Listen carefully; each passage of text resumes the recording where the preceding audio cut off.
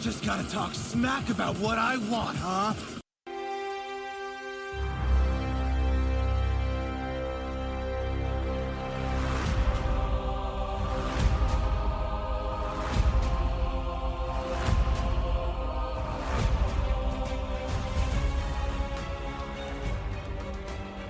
Welcome back, everyone, to another episode of Talking Smack, where we talk superheroes, movies, animation, comics, and much, much more. I'm your host, Josh Scard. There's no Alex this week, so I am flying with the two anime boys, the Talking Smack co-host, Lewis. Lewis, how you doing?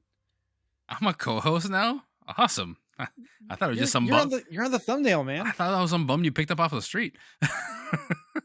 You're like, yeah, you are kind of like, well, no, Alex is a stray cat because he's actually a cat person. Hey-o. But you're some kind of cat. I don't know.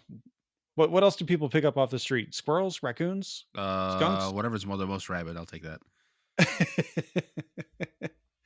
And the other part of the anime boys with Talking Smack is Slade, also known as Archibald from the Game Club Pod. Slade, how you doing? I'm good. I just know that you're far too proud of yourself for that audio intro for the show. I'm glad you guys enjoyed it, because I picked up on that the very first time I watched through this, which I did watch through twice to make sure I picked up on things. But I clocked that one immediately. I'm like, yep, that's going in the intro. What people don't see is Josh's smug face when he sees Lewis, and I start giggling about it. Man, I listened to a YouTube channel called Wrestling Bios, where they're going through and doing like side-by-side episode comparisons of WWE Monday Night Raw and Nitro during the Monday Night Wars era of wrestling. And he said, the guy who runs that channel says talk smack a lot.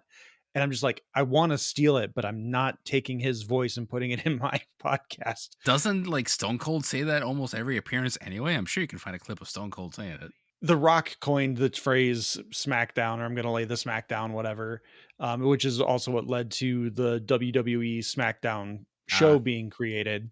You officially know more about wrestling than I do with that little tidbit. I grew up in I shouldn't say I grew up with that era, but I lived through that era, and I was really big into it.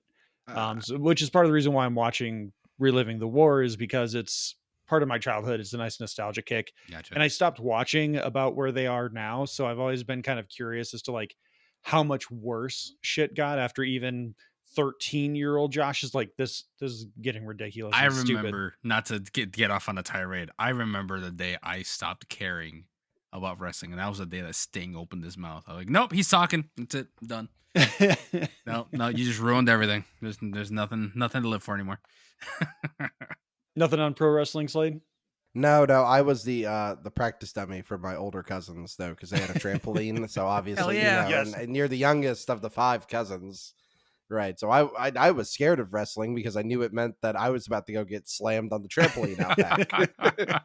Accidentally thrown off the thing, quote unquote, accidentally. I got thrown off the top of like Chester drawers and all kinds of things. Oh man, so, you guys went ECW. People got to practice their diamond cutters and their freaking people's elbow and all that, and sharpshooters. Yes. Yeah, exactly. So for me, it's more of like now it's a positive childhood memory, but at the time I was like, this is awful. Why are we doing this? I just want to enjoy time with my cousins. This is not enjoyable. See, that's where kids come into play, man. I power wrestle Dante. He loves the crap out of it. So before we get into the promo, I do have to make a correction from last week. I said that Antonio and Justin have a podcast called Between Two Balconies, which in my like just stress and anxiety of having to talk about what Madam Web, I goofed, and it's Back to the Balcony with Antonio and Justin. That's their podcast.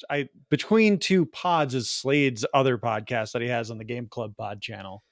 Yes. So my mind just kind of merged the two because there's too many between or back number 2 podcasts in my life now, which there's 2. A likely story, so. but good save nonetheless.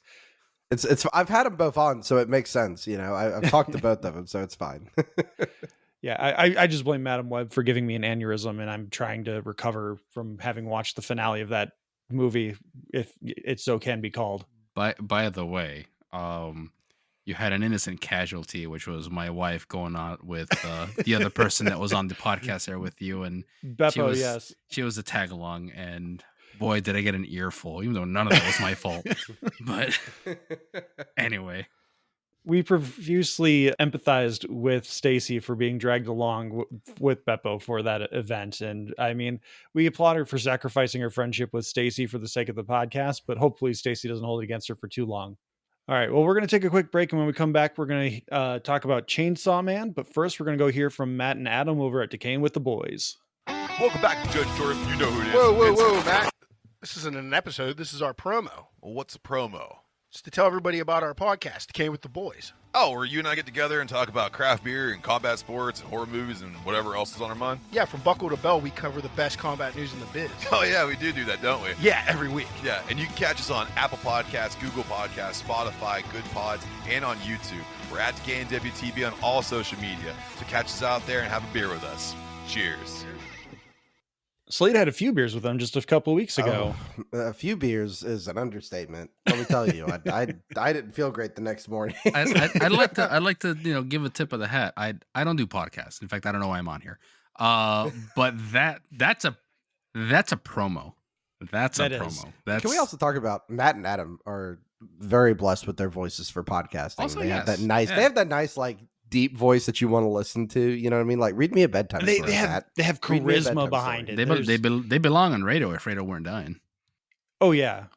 I would listen to them 9 to 5 in the morning, whatever. Oh, I'd listen to them on my 5-minute commute to work. I'd listen to them caress me to sleep, just gently caressing my hair. Just Matt, where's our slowly bedtime nodding. stories? Where are they? I would definitely recommend anyone going who has not listened to Decaying with the Boys, find the Between Two Pods episode where Slade gets to talk to Matt and Adam. It's almost 100 minutes, but it's a lot of fun. Like I dare say that it is the best Between Two Pods episode that you have done yet, Slade. It's definitely the hardest I've laughed. Next, them and the Elder Trolls, which came out recently. They made me laugh for something really stupid. They were doing a D&D game with AI to be role play the NPC characters for the game. They were like, oh yeah, and make sure you tell the shop owner that his store smells, because the AI couldn't do math. And I just had the mental picture of being in a shop and telling the owner that it stinks because they gave it the wrong change. And those guys have great chemistry, but same with the game with the boys. They were fantastic. I've been meaning to. You heard it here, Josh. We don't make him laugh. The nightmare to edit is what that was. I'm sure. It took me like a week to work out. Oh my god. Sounds like a nightmare.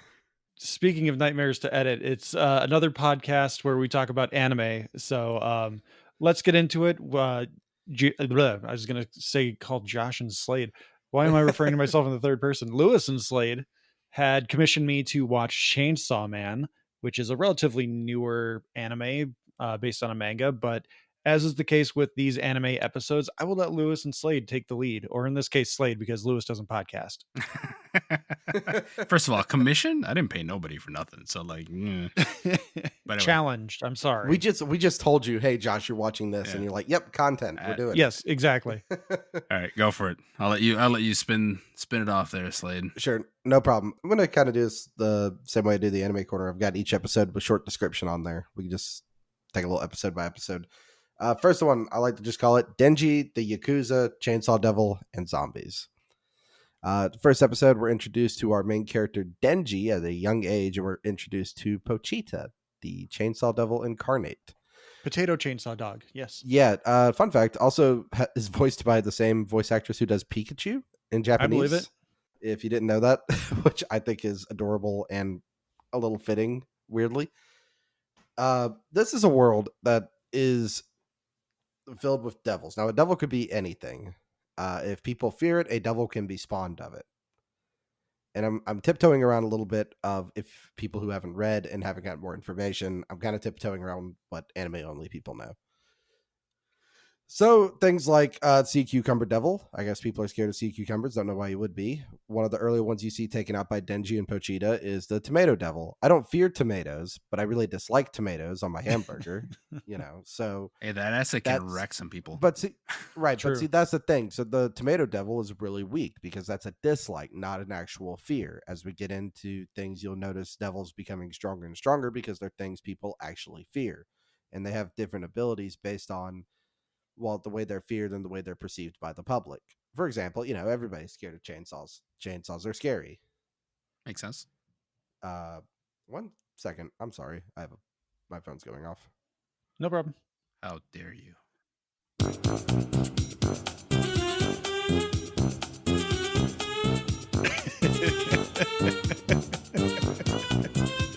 Why?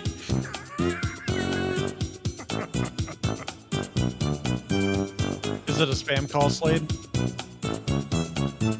He seems to be having a good time, so I doubt it. All right, I'm back. Sorry. 3 seconds left on this.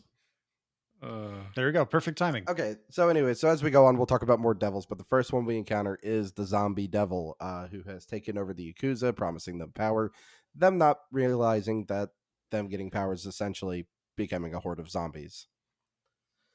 Josh, how do we feel about this just established in premise? I like the premise because it is very interesting in concept. Like you said, there can be some that are just ridiculously silly, like someone's afraid of the dark. Like how is a darkness devil incarnate? I don't think we got to that one in the show, but No. with the look you gave me, it sounds like something that might come up. I don't follow the manga, so I'm strictly anime. So there you go. But Miss Makima talks about, and I forget the example she gives, but like if someone's afraid of pennies, like there's not that many people who are afraid of pennies or copper in general. So like if there's a copper devil out there, it wouldn't be very strong and would probably not look very intimidating either. No, it could be easily taken out.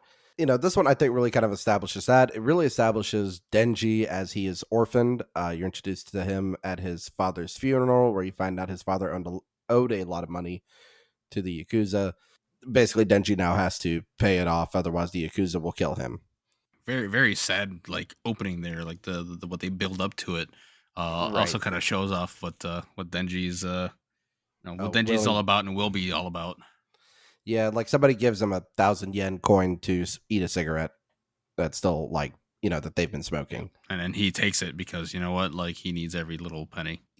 He needs every little penny that he's getting right now. He's talking about, his dream is what he's going towards. And at the beginning of the show, his dream is, I just want to have bread with honey, jam, and everything else on it. These are like things that we consider not a luxury, a basic thing that you can go get from the store.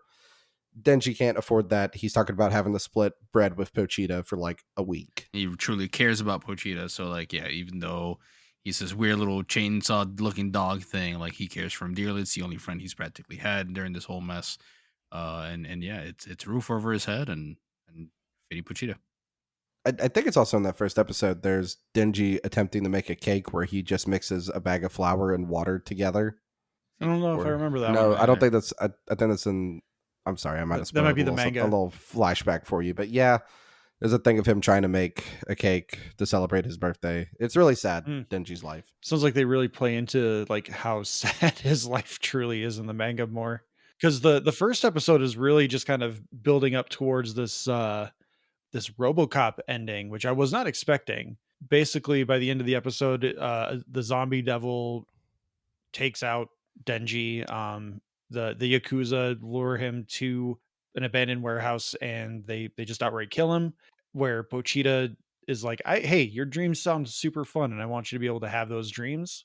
So I'm gonna become your heart, Yeah. essentially. Because essentially, too, as Pochita, you treated me well, even though it was actually the little devil thing. So you treated me well, you loved me, you housed me, you fed me. So yeah, let's rock it out together. Denji becomes RoboCop, but instead of being a giant robot, he becomes a person again, but he is able to summon the abilities of chainsaws and grow them out of his hands and head. Practically every Yes. limb he can, I think. So Well, Yes, spoilers, Lewis. We got to get to that later. We're not there yet, Lewis. We're not there yet. So let's talk about episode 2, which I've got written here as Woof, the original Aki Denji fight with the Testicle Devil, and finding Denji's new goal, which is to touch boobs. Yep. Which I Yeah. remember. I remember when this show was going on, you were like, "I'm going to get you to watch this, Josh. You might not like it because there's a guy in the show that really wants to touch boobs, but you're gonna watch this." But now that you have context and how innocently sweet that actually comes by, he's like, he never thought he'd be with a woman or whatever. Innocently sweet is that's a little strong. I to know say it's strong. innocently It's strong, but at the same time, like where he came from, he never even thought he would even come to it. So it's basically something that every boy dreams of, and he never had the opportunity, and now there's an Right. opportunity Right. for him in some fashion. You also have to consider how young he is as Yeah. well. exactly, prime puberty age. He's- He doesn't even know how old he is, really, Now, because he says, so- "I think I just turned 16." Yeah. He's never been to school or anything. Like, again, I don't think we can iterate enough that Denji's life sucks. Yep. Yeah, the peak of his life at a certain point once he gets these chainsaw powers is the fact that he can sit down for a day and just make jam toast. Yeah, man. Like, Yeah. it's just yeah. the fact that he's got an apartment later on and he can actually eat food. Like, oh my god, I got jam Right. toast. I have a toaster to make this toast. Everything's good. So we also need to talk about Aki as well, who's a character that we're introduced to. He works for the I actually just completely blanked on the name Public for it. Safety The Public Devil Safety Hunters. Commission.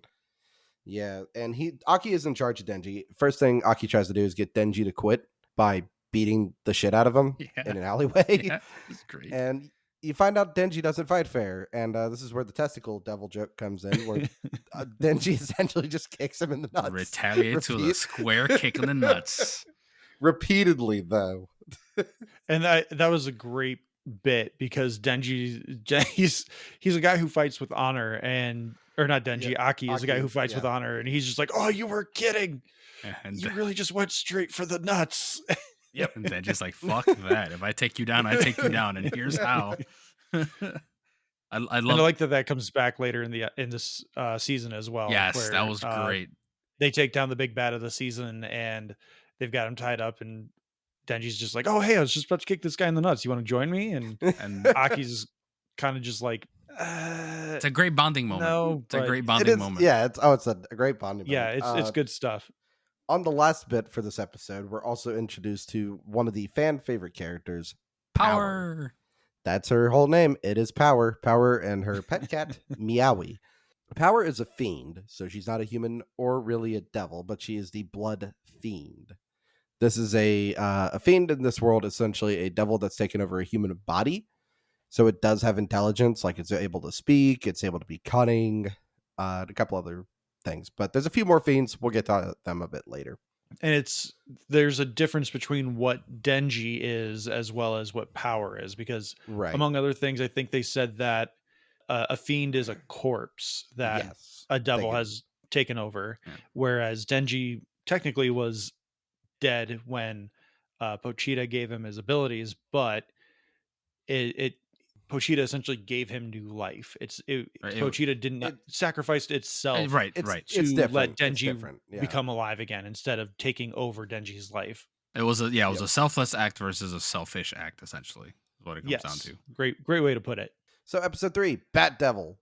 Some people are really scared of bats. Should be scared of bats. They're cute. They are cute, but it's also how you get diseases If you're like Ebola, if you're dumb, for example. Yeah.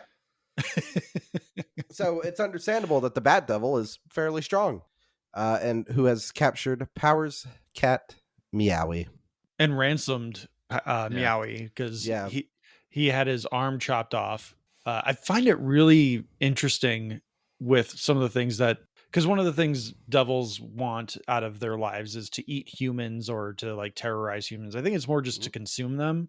a little bit of Yeah. all, not all of that. yeah. A little bit of everything. Like they get enjoyment out of well, they also get scaring them. stronger for doing that Yeah, too. they gain with fear. strength, Yeah. and exactly. The fear drives them But forward. Gets them they stronger. can heal through ingesting human blood. So I don't know if it's just because he's a bat devil and maybe because bats can be a little more picky with their diet, But he's constantly calling out how like, oh, there's tobacco smell in the air, and how are people eating this? So he's a lot more picky, and he's willing to point out like, oh, you smoked a cigarette, I'm not going to eat you because you're disgusting. Yep. Right. He's a little more picky on his diet and everything. He's basically ransoming Meowie, as Josh said. Power tricks Denji into taking her back out there, thinking that he's just going to rescue the cat. Instead, Power tries to feed him to the Bat Devil. Actually does feed him to the Bat Devil. Yeah, he gets some blood at least, and then he ends up eating Meowie and Power at Yep. one point. And that because at that point, Power essentially just gives up. He's just like, screw it, just take me. The hook to Denji rescuing Meowie is the fact that Power promised Denji the opportunity to Touch squeeze her her boob. boobs. Yep. And I think it's the start of episode 4 where he defeats the Bat Devil, and we don't see the conclusion to the fight, but we just see that the Bat Devil is just completely eviscerated, guts Right. everywhere. Meowie is just hugging the cage, or Power is hugging the cage that Meowie is in, and Denji's holding her, and she's just like, why? I betrayed you, why? And he just silently holds up a finger and points straight at her chest. And he just goes with a little squeezy grab. Squeezy grab, caveman grunt. And, Yeah. and Power is just like in disbelief about it. Like, you mortals and what you want. Like, I mean, it's fair confusion. That's one of the things that I think the gag plays really well for me compared to like the masochist thing from what we talked about with Konosuba, Mhm. where the masochist thing I think just goes way too over the line to where it's just constantly there. right. Where the boob thing I think comes up at good punchline moments. Speaking of Darkness, I just found out that she's voiced by Christina V, who is also the voice of Sailor Mars, Ladybug, and Miraculous Ladybug, and so many other things. But I just needed to point that out because found that out today. Neat. Also in this episode, we have what I like to call the odd couple. It's basically Power, Denji, and Aki living together, and you find out how gross Power actually is. She seldom flushes, rarely bathes, and doesn't clean up after herself whatsoever. The worst roommate you could ever have. I would like to point out as well that, so we haven't brought up the fact that in this show, first of all, the intro slaps, no argument, but every outro is different. What's fun about this one in episode 4, this outro took premise from a lot of fan art that people had been drawing for Power's different outfits. Little fun thing the animators having fun with. Well, not just that though. Like, just let's call it out. Every episode has a different outro. Like every Oh, yeah. single episode has a new song, a new animated outro, scenes, everything. They had a budget, obviously, based on from beginning to end, and it wasn't like it's not like every 3 episodes looks like 6 figures, and all of a sudden like, oh, here's the budget of the episode with a big fight. Like every episode went hard. Yeah, and you can see where they really took some of that budget too in later episodes. I think like episode 8, there's an extended sequence where you see like a first person perspective of someone walking through their apartment while also Yes. drunk. So they're like swaying in the whole Yeah. thing too. And I thought that shot in particular, I'm like, they're just showing off with this. Yeah, so this was, Josh, I don't know if you could tell, this was animated by Studio Mappa, who did the final season of Attack on Titan. I believe it. Yeah. Yep. Yeah, okay, so it's them again, and then once again, they're just, you can tell those animators never go home. Yeah. Uh, One thing I think is important to talk about with these first 4 episodes, I kind of alluded to you, Slade, with this before we started recording. These first 4 episodes are kind of like the pilot. Like it's letting you get to know some of the main players in the show without going too deep into anything beyond like setting up the world and the state of the world that we're in, which is usually done in like a pilot episode for an American show. right. But because of the premise with all the devils and like the special abilities that you have, you do kind of need 4 episodes to do what this show is setting up to do. If there's a litmus test for this show for someone's interest, I think you need to get through the first 5 episodes. You need to get through the 4 episodes to kind of learn who everybody is, learn what they're about, and then episode 5 is where shit gets going. I would dare Right. say though, like if you're not interested yet at all, like sure it might take that long, but I think the first episode does a good job of just hooking you. Like if you're not at the edge of your seat by the end of that first episode and going, what is going on? And you want to stick around just to see what is going on, then at that point, your sensory just broken at that point. As someone who's kind of seen through clips and whatever, like Slade posting in the Discord clips and images of the show, I kind of assumed that, okay, he's going to destroy the zombie devil and then he's going to go live a new life, do a Peter Parker kind of thing, maybe Superman, whatever, but he's Chainsaw Man. Where the show goes in episode 2 is much more different than what I was anticipating happening. And that's where I think you kind of need the first 4 episodes to really get your footing on what this show is about and where everything is going. I guess, and your perspective is not really into the anime tropes and all that. A lot of anime tends to want to go not dark and brooding, but just like not in a positive light, and they were running with it. So like personally, I didn't see that coming. I didn't see the direction where it went obviously, but like I wasn't expecting like, hey, he's now Chainsaw Man superpower superhero type of situation. So I guess it makes sense. So I guess if you're not an anime normie, then yeah, you might need the Yeah. episodes. I just think with a show called like Chainsaw Man, it seemed more like something where he's unique and he's got this perspective or he's got this deal with Pochita where he has to go build a life and live his dream. And I figured like, okay, well, he's a guy who's gonna go find and build something of his life now. Yeah, I no. didn't think he was gonna go get recruited by the first hot woman that he ever saw to go work for Shield, essentially. Yeah, I was but about to say it was either gonna be that or Sam Jackson's gonna knock on his door next. So with the public service for Devil support, whatever it is, the agency is ambivalent enough that I think the show can do a lot more with it than what we have seen so far. I do think Miss Makima is intriguing, but everyone that is not Denji that is within the department, they're all very flat, and you get more of their character through Denji. dialogue not involving them, if that makes sense. Because like Denji's just, or not Denji, Aki is just very business. He's very straightforward. But then you meet his partner, I forget her name right now. Yes, thank you, Himino, and she's just like, you get flashbacks and you find out how young he is and all these other things about him, but you don't get any hints of that with that character. Part of that is also their experiences. Like they're essentially like war veterans who can only bond with other veterans because only they can know what they've experienced. And I get that, but it's hard for me to like really get into a character when everyone's just very monotone and flat and straightforward, and the only thing you're telling me that's interesting about them is coming from other people. Yeah, I mean that's Yeah. kind of the whole backstory lore. Again, another major anime trope when you get to things like that. Like, it's all character. If he's looking at you flat, if they're keeping quiet, they don't like to show a lot. You're gonna get a lot of exposition on flashbacks and backstories, or you're gonna get character building through Denji. Like the Denji sphere, if you will. They've got connections to him. He will have them open up and reveal something about them, and then something tragic will happen on the back end through a flashback and all that. So it's a very thin, short weave, not short, sorry, long weave of a web that like eventually reaches a destination. You get that aha moment. I'm not trying to say that it's a bad thing, because as American audience members or someone who consumes regularly American made products, You're a we get normie. spoon fed so much. Yeah, thank you. We get spoon fed so much that I at least am at the point where it's like you can go deeper.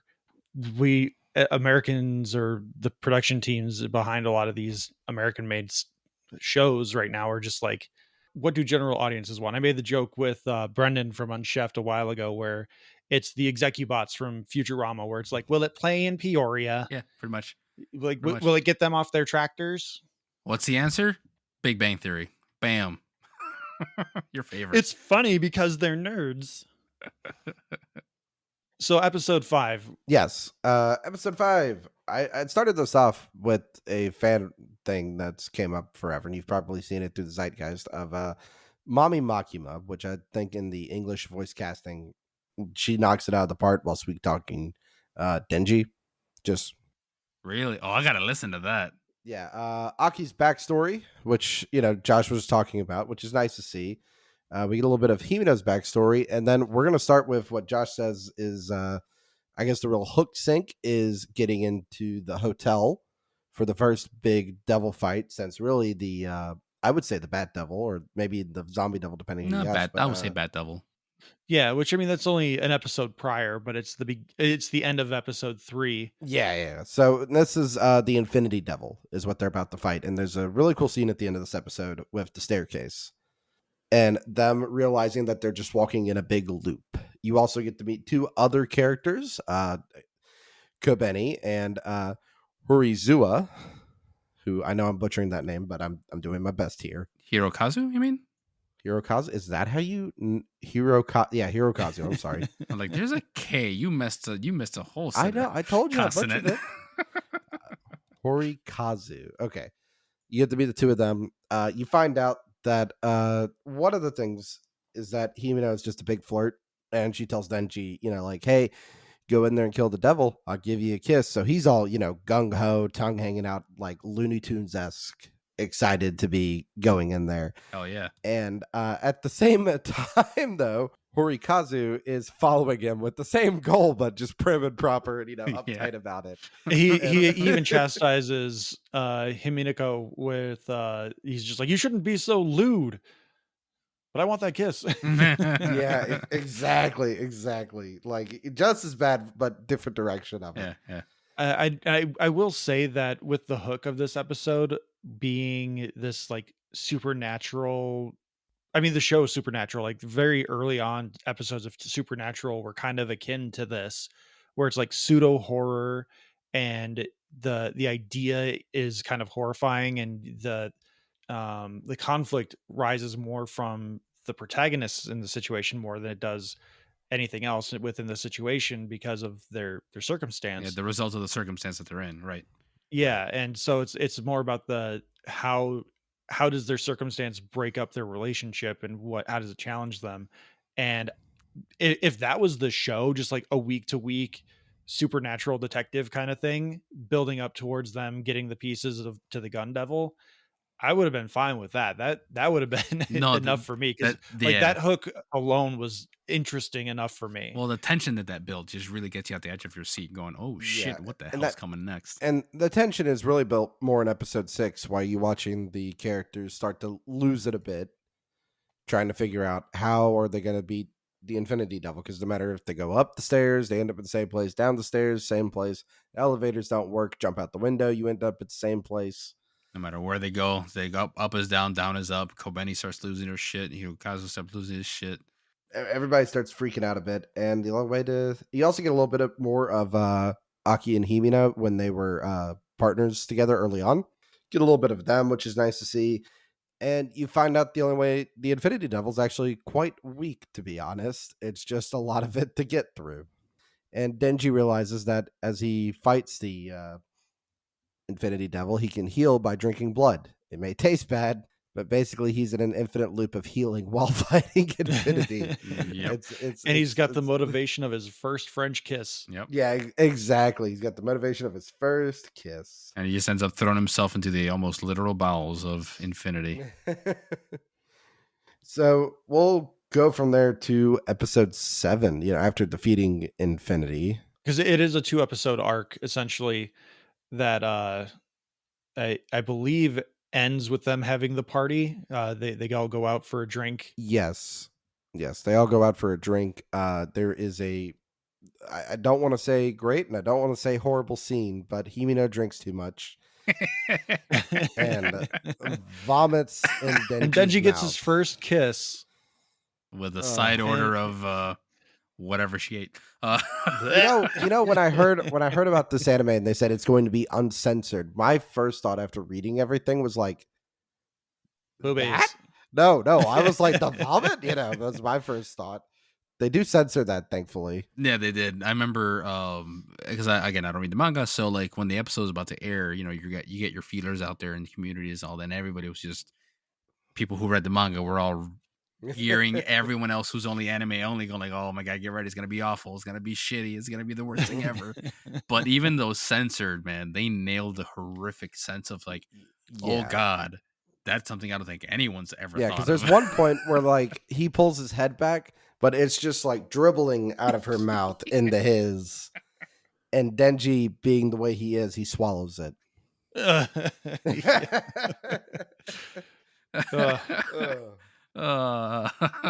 In this episode, let's pull back somewhere positive. We're introduced to my favorite character, Kishibe, who I was telling Josh earlier about. To me, is just Mike from Breaking Bad / Better Call Saul, played by John Ehrmantraut. I cannot say like that. Ehrmantraut, yeah. Yeah. He's the trainer guy, right? Yes. Yeah. Yes. He's a badass. I like him. Oh, he's awesome. Just gruff old dude, eats gravel for breakfast. You're not going to get a head start on him. But watching Denji and Power actually start to work together and use each half of their brain cell to come up with ways to try to defeat him, amazing. Oh, it's tremendous. I love how you said half of their brain cell and not just half of the brain. Damn. Well, they pretty well convey how stupid they are because they're like, sure. oh yeah, we finally came up with a plan. Let's put on our smart person glasses and go execute this plan. I forgot about that. That's awesome. Yeah. And then they get butchered through and through. In the manga, it says we're going to start Operation Super Smart. Nice. Nice. I like it. I can see it. And then we have to talk about Himeno taking Denji home. Or would you like to skip over that? I'm okay with it. I think that's fine because that's the scene I was referring to where the episode with the party ends with Himeno not grinding, but she's on top of Denji while she's very scantily clad and drunk off a rocker. Oh yeah. Yeah, and Denji's like he's drunk too, essentially. Yeah. I don't know how or why, because they're both drunk, but I feel like he has more control over his emotions. Yeah. He's more aware, but he's still like he's worn out for some reason. Like he's just very tired and he can't move. It's probably from like the lack of blood, which you'll notice comes up a lot. Like his chainsaws use a lot, so he gets tired from that. Yeah, wasn't that post the win of the Infinity Yeah. fight? Yeah, so that's why he's like, yeah. I mean, he seemed mostly okay. So that part seemed a little weird to me, especially when they mentioned that he's a minor and he wasn't drinking. And then did he get drunk off her vomit? Like I think don't that's know what I think that's the implication, is that she basically just threw up alcohol and then he swallows it. Okay. I mean, that makes sense, but again, American normie here, so I need them to explain to me. Don't feel bad. I actually never connected it. I just went along with it. So, okay, that makes sense though. Ends up not happening. He sleeps on the floor next to her. Of his own accord. Of his own accord. Because of a lollipop, because he got an indirect kiss from Miss Makima. Yeah, and he didn't want to ruin it. So let's talk about episode 8, which I do want to say one thing real quickly. Himeno's voice actor, amazing drunk voice job. Oh, yes. Because she's just like, why is Denji in my bed? Like, silly. Yeah, I must have dragged him home. It just sounds so convincing. I might have to watch this dub. I don't want to watch the dub, but I'm gonna watch this dub. It's pretty good, actually. Okay. All right, wait, real quick. So to me, the pinnacle of dubs is tied between Bebop and Full Metal Alchemist. So I thought you were gonna say above or Ghost below? Stories. It's really well done. Some points are a little low, but it's done very well. I'd give it like a 7.5 out of 10. All right. I wasn't asking for a score, but okay. That'd be the way I would compare it. right. Let's talk about episode 8. You got gunshots. This is where the Katana penny Man, drops. and big spoilers. Himeno dies. Darn. To the credit of this show, or maybe the manga writing- and just the their writing in ability general. of adapting it, Himeno becomes so endearing almost immediately. And you feel for this immediately. Because Yeah. all she really wants is to get Aki out of public safety. That's the only reason she's in. She just wants to get him out. She was in first, and then he ended up joining Yeah. in. And she's like, she sees who he is. And he's like, oh, you need to get the hell out of here. You don't belong here. Yeah, and after only a few weeks of them being partners, she's like, hey, do you want to go private? Because one of the things they talk about is that most people in public service go into the private sector after like 3 weeks or 3 months or something like that. Yeah, it's a very quick transfer. But Katana Man, that guy, He can go fuck himself. Yes, but I was not. I got Attack on Titan again. I was not expecting No. this show. I was not expecting the show to go like, oh, by the way, we're doing this now, where there's a whole other side of the world that can do the same thing that our protagonist can do that we thought was unique. Right. The two other characters they threw at us, Kobeni and Hirokazu, like, yeah, I expected them to die like off the bat, but like to do Himeno like that so quickly, and how good of a job they do to again make her endearing. You almost like not fall for her, but like fall for who she is and what she believes in. You're like, yeah, I'm gonna root for you from the first minute. And what you notice is the characters that they really get you attached to. Kind of like Denji, you find out what their goal is. And then that gets you, I think what that does is that gives you something to like attach yourself to with that character. And then, watch them get ripped away from you. And the thing that the wild thing too is that like they also showed you, she's one of the first ones they showed you were like, oh, they make these, so these devil hunters can make pacts with devils by signing away something, giving away something. For her was her eye, right? Yes. She gave away her eye for what she ended up going for, the help me out, Ghost. Yeah, Mhm. the ghost devil. Cool ass fucking power, by the way. But the way Yeah. she still gets taken out, you just don't see it coming. Because everything feels Literally. overpowered. Yeah, everything feels overpowered. You're like, oh, she's gonna stomp him out. Nope, that was a shocker. And then kudos to the writing, kudos to the setup, because it sucked. The other reason we call this gunshots is that a couple people get shot in this. And the first one you see is Makima get taken out by yeah. some assassins on a train. Oh yeah. Japanese gun laws are very different from American ones. It is possible to have a firearm there, but what the time frame that this is supposed to be in, to give y'all an idea, since y'all haven't read anything, the Soviet Union still exists. So this is This is in the past. Yes. Interesting. They definitely don't make that, like, they don't make that. No. But the Soviet Union is Knowledge like in the name anime. dropped. It's in the past. There's no modern stuff at the moment. I just assumed that it's kind of like a Batman the Animated Series sort of thing, where it's like modern day, but also 1955. Yeah, this is more like modern day, but it's also like 1980. Makes Huh. sense. So that would be the little knowledge drop I would give to y'all, because that's important later. Noted. So again, Japanese gun laws are very different from the United States. Like, it's possible to own a firearm, but it's very rare. There's a lot of stuff you have to go through Yeah. for it. So to have a firearm assassination on a train, that is a big deal. Big deal. Yep. And the gun devil, by the way, if we haven't mentioned this, is the most powerful devil.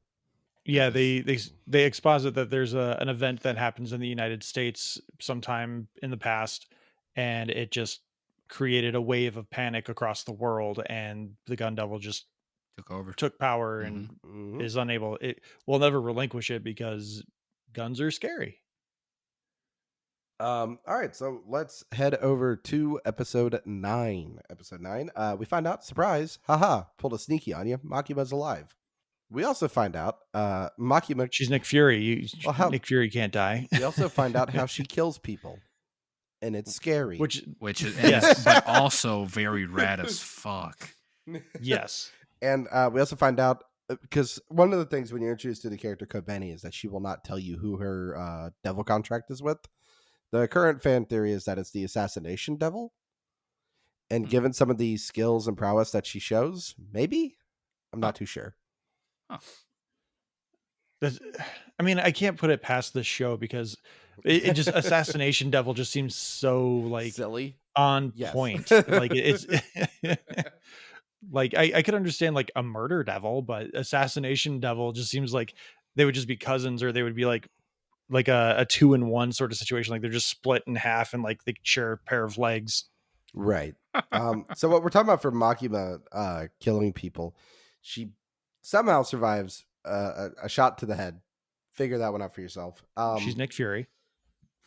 And she basically calls the public safety, gets some life sentence prisoners together, takes them to a shrine, does some weird like ninjutsu with their hands. They die, and then by torsion, I don't even really know what to call them. The Yakuza people like explode. So the the henchmen there was of the Gun Devil. the henchmen of the Gun Devil. They're out looking to gun, no pun intended, gun down Genji and Power and all that stuff. In the middle of this, They take the life sentence folks. I think treats them to at least like one final good day or whatever the fuck. Like, hey, you go. They get like a final meal, and Yeah. she Yeah. she got a list previously from an informant of the names of the people who like defected to the Gun Devils Yes. new version of the Yakuza. Yep. And so she has this list of names, and she has the prisoners on death row say the names, Yep. and then she does some weird like waterbender hand motions and just like squishes them Yeah. from across the country. Yeah, because Yeah. essentially it's a life for life. I think is what her power is. It's that nothing's been really told, but it's the only thing I can think of. It's a life for life. You get a life, and then you can take one, killing them both essentially. But I guess she needs a crow also to keep eyes on who she wants to kill. Like, or did I misread that altogether? Wasn't there a crow flying about that gave? Slade did an was. eyebrow lift, so I don't know, but yeah, I didn't catch that. Don't give me the eyebrows. What did I almost get? Come on, spit it out. There is a crow flying around. Not gonna say what it's about though. Oh, I'm so close. So she's Can taste it. My guess would be then that she is contracted with death. Several devils. Let's put it like that. Yeah, I mean, one of them would have to be death, in my opinion, especially if there's a crow flying around. So one of them, I assume, is death, and like they have to be able to keep an eye on the person they're trying to squash. Oh, I just can't wait till y'all find out more. Well, tell them to hurry up with the production. So here's my hypothesis, just so it's like officially recorded. It's you need a life for a life. Before that thing to happen, you also have to have eyes on where the position of the person that you want to take is. Otherwise, it's meaningless, and that's where the crow comes into play. And it, hey, found this person. There you go. Give me the name, and then death. So there's a correlation there. Could be death. Yeah, Death Devil. Could be fucking hell. Eye for an eye, the devil. I don't know. The Vice Grip Devil, that would make sense for the squishies. The squishies.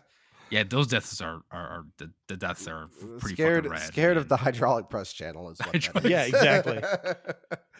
And I mean, it's made even more horrifying in concept because the guys like feel something is off too. Yeah. So, like, Oh, that's like, it's so they- wild. The first time you see it happen, he's like, something, what is this? And then he just like twists into nothing and just blood. And blood and pieces and shirts and shoes, and we're all along for the ride. We're as confused as he is the first time because like the camera pans weirdly, things quiet down. He's looking around, we're looking around, like what's going on? And then The other thing is that the gun henchmen are like, that's Makima. We got to get out of here. You know. yeah, Mhm. that's right. They knew, they started running, but nope, can't escape it. Let's talk about episode 10. We cut back to after this big fight with the Gun Devils lackeys. Aki's in the hospital, obviously grieving. You get to meet Aki's sister, which is a little interesting. And a little bit more of Kishibe training Power and Denji. Well, we got a little tease of the sword in the Infinity Hotel. Aki was prevented from using it by Himeno. He was willing to use I think they call it just the cursed sword because the cursed demon or the cursed devil is tied to it. The more you use it, the more you lose life for years off you or lose something. years, Yeah. significant years off your life for using it. And it's a cool ass weapon. Oh, You yeah. get like 3 swipes, and then the cursed devil will like just implode someone. But yeah, we find out that he used it when there's a fight with the sword man in the Katana previous Man. episode. Katana Man, sorry. In that sequence, we find out that he only has 2 years left after his most recent use of the cursed sword. Yes. Fun. So we're just gonna, I guess, because we're coming close to time, we're gonna speed run this last little bit, I guess. Episode 11, we meet the Future Devil, which is one of my favorites. He's love, fun. I love the energy of the Future Devil. He's gonna party like it's 1999 every year. Now, there is a translation thing in the books to the anime where essentially the Future Devil tells Aki, to look inside me. Aki sticks his head in, and then he says, he says, I want to be inside of you because you are going to die in the coolest way. Yeah. That's Yeah. that's the actual translation. In the dub, they say he's gonna die in the worst way possible. yeah. No, in the original, yeah. And so in the sub, it says, I want to be a part of you because I know how you're gonna die, and I cannot wait to see it actually happen. Yeah. Essentially. Yeah, it's really exciting to watch it. We also get to see their next adventure for again fighting the Gun Devil lackeys. We are introduced to Best Boy Fiend Shark Boy. He's cool. It's the one with the shark for a head, Lewis, if you remember. Wow, I'm spacing on that one. I have no idea. There's also the spider. He only gets like Yeah. 30 seconds of screen time, and then I'm giving you some. fades. I'm giving you some future information. Best Boy. All right, no arguments. We're not debating it. That's here now. It's Okay. Best Boy. Okay. They're also introduced to the Spider Fiend, which is pretty neat to see. Yep. There's also the Angel Devil. It's a little bit of an oxymoron, but you cannot touch this one if you're a person because it basically will suck away your life force. Just more cool fights watching Denji and Power after training with Kishibe for a while. Going at it. Yeah. Just going at it and going to town. And who's the fiend or the devil that they also have in their employ who has to wear the gas mask because he's too powerful? Fighting Devil. He wears like Yeah, a Renaissance yeah, doctor's so- mask. Yeah. That's right. Okay. Yeah, so he's fighting Fiend or Devil. I'm not sure on which one it is, but essentially, like, think about gangs hanging out on the street to go mug people and beat people up. And they have a poison mask on him just to kind of like reduce his power a little bit. Yeah, I don't know why that episode is a fog for me. If anybody hasn't figured out yet, like the dynamic here is Slade watches and he's a good boy, so when he gets ready for these podcasts, he rewatches stuff so he knows exactly fresh what to talk about. Josh does what he's supposed to do, which is never watch this before, so he watches. I haven't seen this thing in over a year, so right. I'm your everyman coming in casual and be like, yeah, let's talk about it, and I just pretty much nod my head and agree with everything because I probably forgot half the crap. I do not remember this episode vaguely. I do remember the mask, like that brought it back. Mhm. The shark thing you said, blank. Shark Fiend. He's Best Boy. So this episode must have That's all you need. if I remember correctly, there was an episode towards the end that felt like nothing was happening, and I think this that's was this episode. Yeah, this is the episode I think where they it also has Power and Denji do their surprise attack where they're doing the smart glasses. Yeah, Like yeah. that's the highlight. I of the vaguely episode, remember other that. Yeah, than- it was just like a fun fighting filled episode, just to rile you up. yeah. Other than them, Aki also gets revenge, that's right. taking out the Ghost Devil and getting revenge for the death of Himina. Oh, that's right. That part I do remember. That was a fucking amazing ass fight. Because yeah, he's now partnered with the Future Ghost or Future Devil, which allows him to have faster than normal reflexes. Last one, we finally get Katana versus Chainsaw round 2. That was a badass fight. It's an That was a awesome, badass it's an fight. awesome Goes fight. everywhere. Goes Everywhere on the train. And everything else gets taken out by a chainsaw leg instead of the arms. It's You get wild. a smart conclusion to the big fight, which I appreciated because I was kind of like I don't know that I'm interested in another Attack on Titan where it's Attack Titan versus Armored Titan and they're essentially the same. And I appreciated that the training that Denji went through for the previous like 3 episodes meant something. paid Yeah, off yeah. in an important way. And then finishing off with a kick to the nuts, a shared bonding experience of a kick to the nuts. Bonding by kicking the Katana Devil in the nuts repeatedly.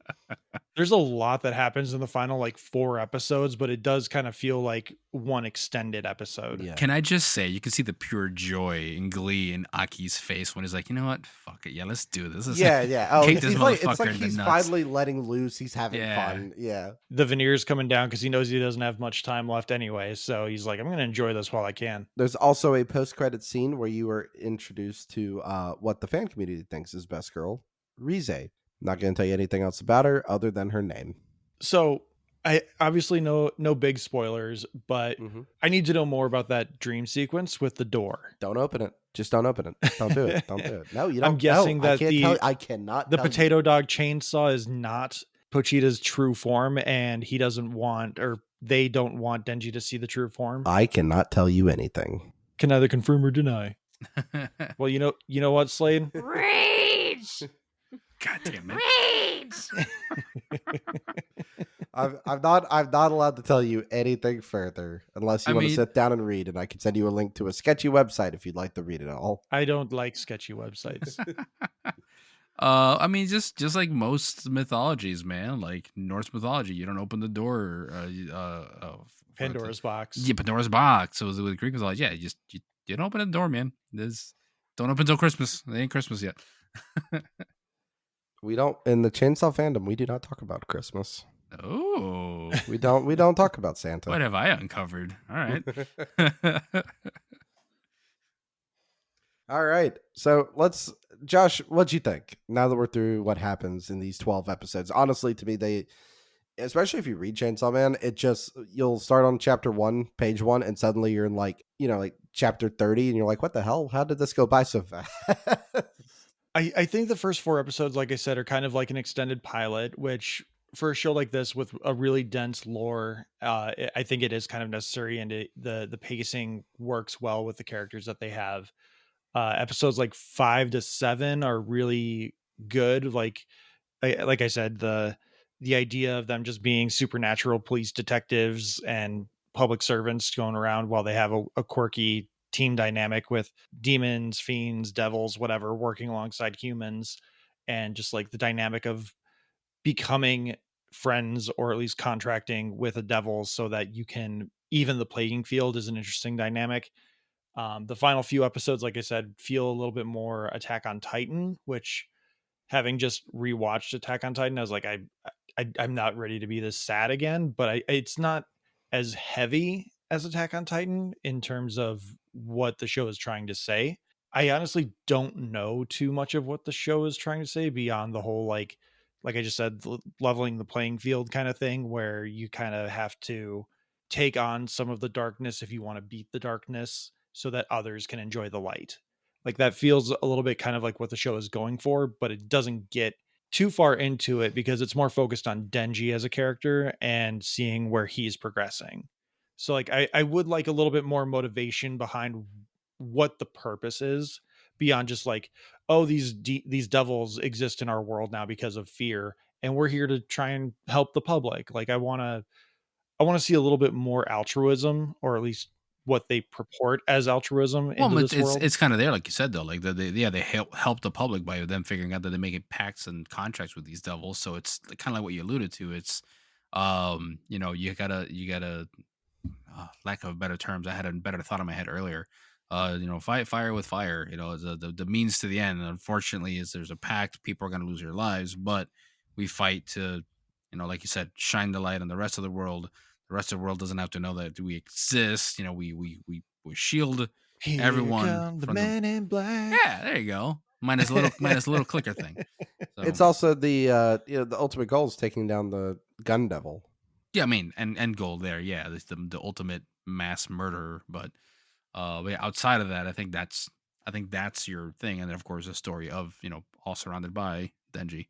Yeah, but like that feels like it's something that you can assume. It never feels like something that is actually, and I think that's not necessarily something that needs to be said, because again, normie American audience person, we get spoon fed all this sort of Yeah. stuff, but the show has something more that it wants to tell us, but it's not getting there yet, at least in this first season, especially because I think there's something really interesting with Denji.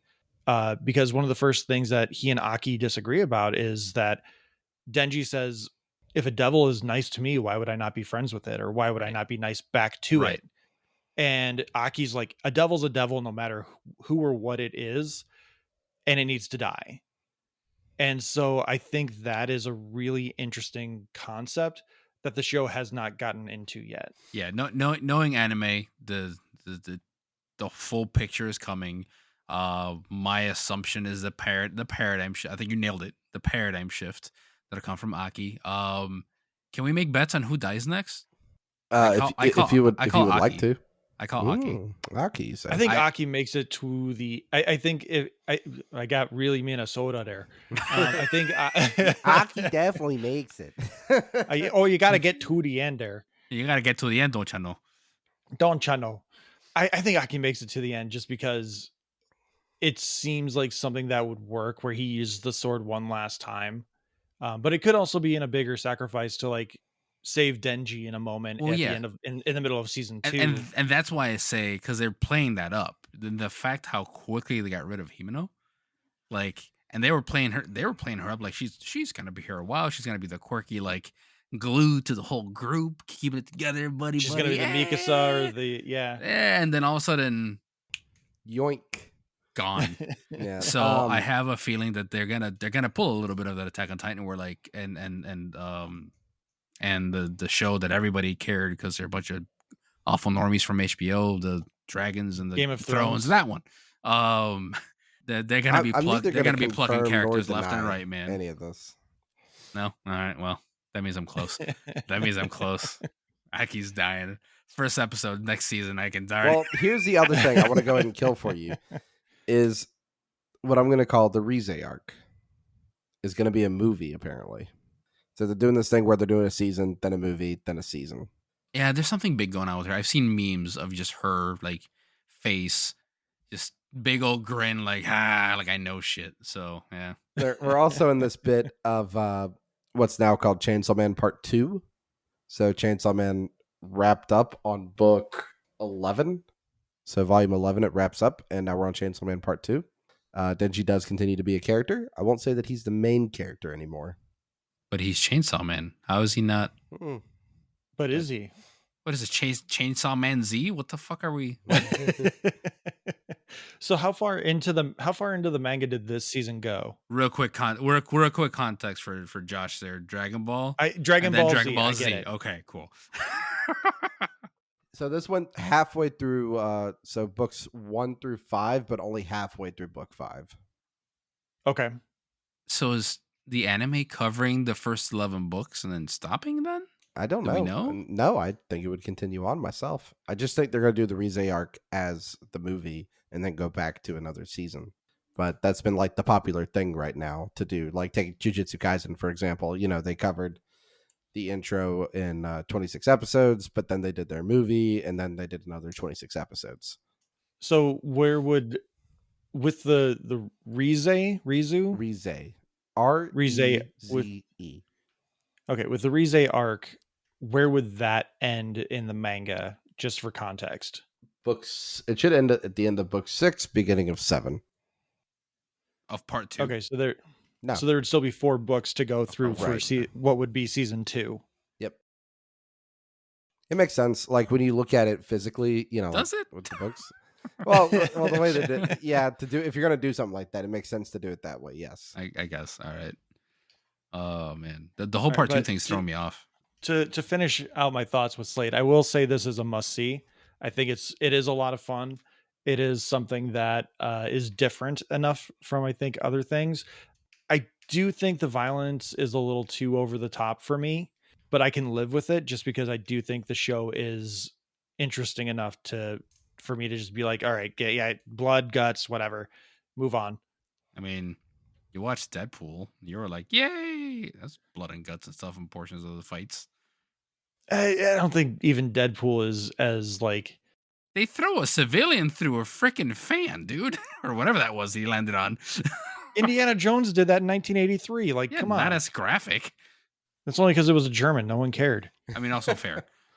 I should say a Nazi. Nazi, yeah, about to say. Yeah. No shade to our German fan. Singular. Apparently, we're very popular in Barbados. We're in like top 15 in Barbados. So hi to our Barbados listeners. Hi, Barbados. I did not see that coming.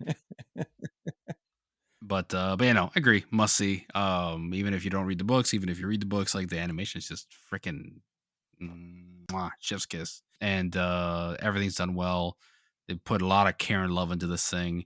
And like you said, Studio Mappa, like unfortunately, it seems like they actually don't leave their studio with the recent allegations that get treated like crap. But you know, we'll see. They're very talented folks. It's a shame. Pay them. Look at what they do. God. Oh, I know. Again, Capitalism. this is a must see, but I'm also going to push for a must read.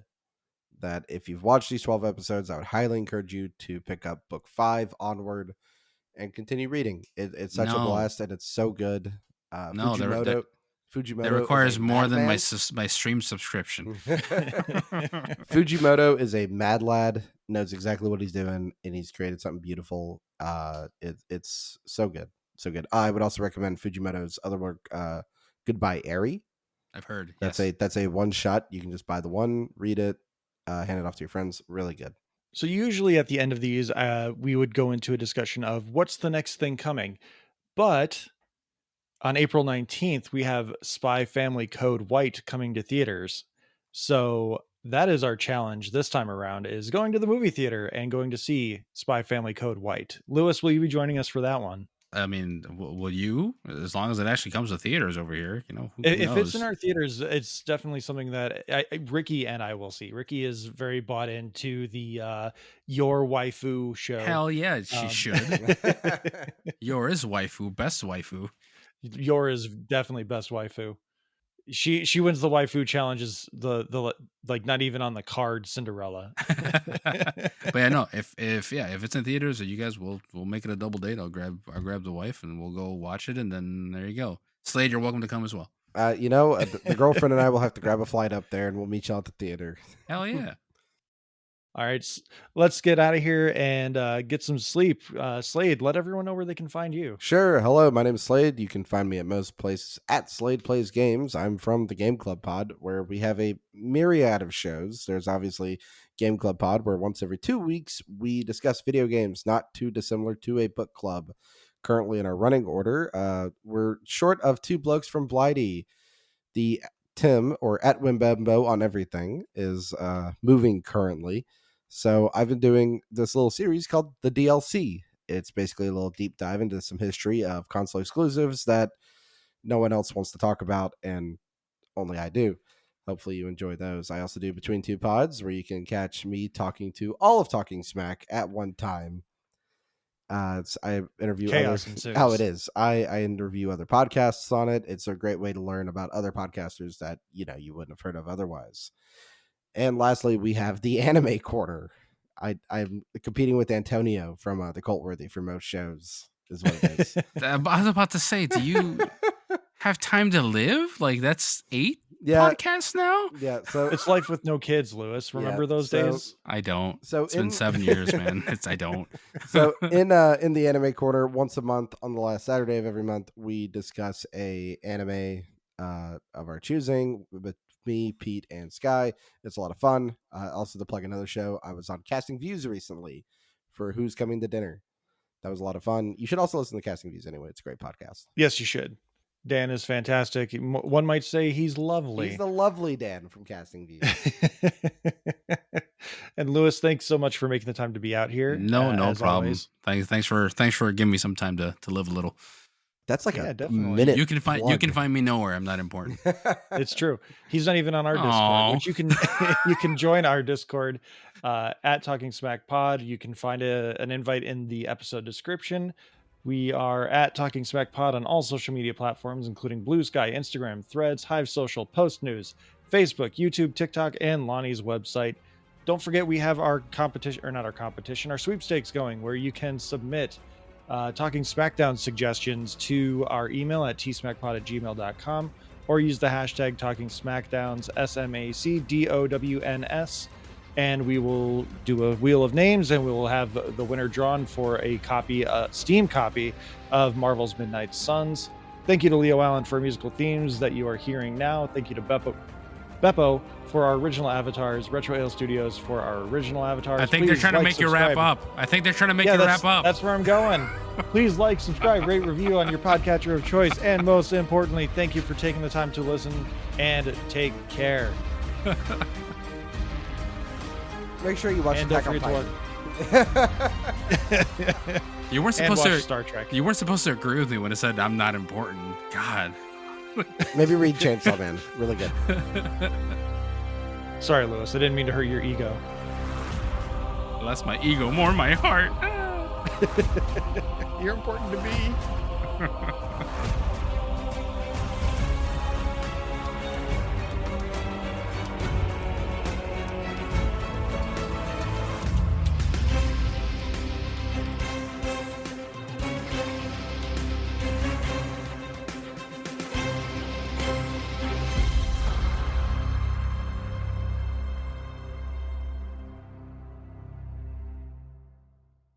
A testicle devil appeared and went apeshit on his nutsack, ma'am. Oh, man. Oh, it's funny.